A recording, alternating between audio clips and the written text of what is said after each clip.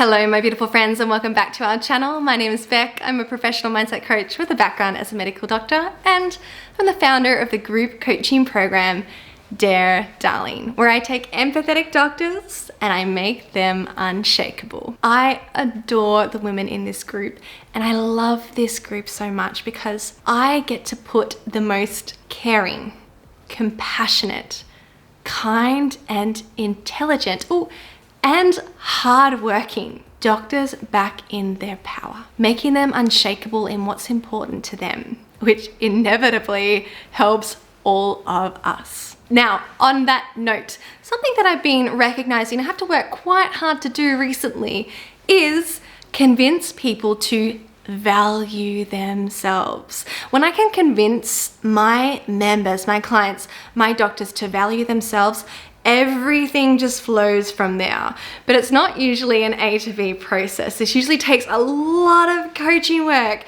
to move and remove all of the conditioning that we've learned over our lives. For so many of us, we have this association of valuing ourselves with that being selfish, and with that making us show up in a selfish and disconnected way, which is not what any of my doctors want. But I can talk for forever on how this is a thought error, and actually I might even pop a video about one of the unshakable mindsets up in a card here so that you can learn about that over there, because just for today I wanted to talk about one of the mindsets that's really helped me realize that it's really completely outside of my value set to not value myself.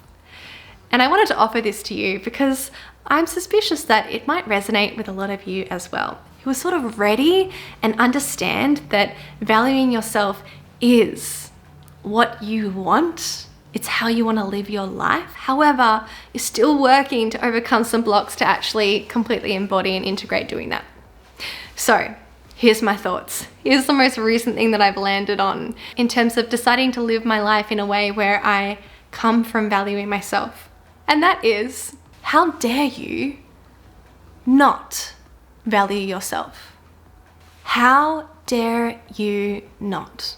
Listen, no matter what philosophical background or understanding of the world you buy into, whether it is one of evolution, right, of us coming from centuries and millennia of ancestors and ancestors evolving generation after generation, or if you're from the philosophy that the universe has created us, or some kind of God in that way has created us.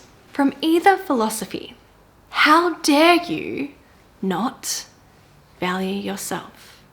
How dare you overlook the value of yourself?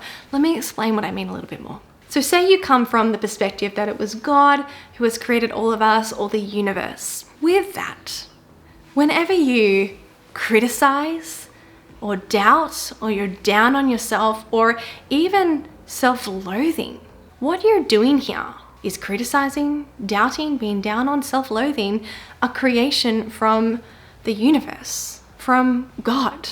Who are you to judge that greater intelligence? And more to the point, do you want to be the kind of person who criticizes and doubts that greater intelligence, if that's your belief about the world? Is that really respecting and honoring the God or the universe that you surely admire and are so grateful for and really entrust?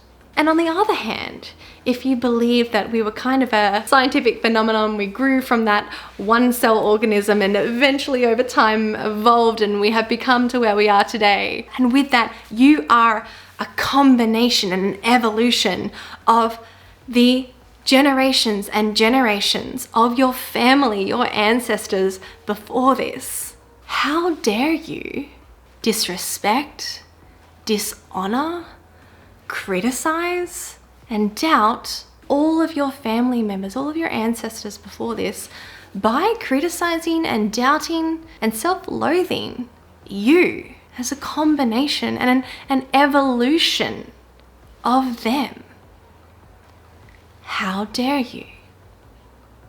So, if you have been self-doubting, self-criticizing, self-loathing, and you know that it's holding you back and you're feeling a bit stuck, but you're kind of feeling small in the world and like maybe you're not contributing enough, maybe there's something wrong with you, try on this perspective of recognizing that you aren't just an individual in yourself.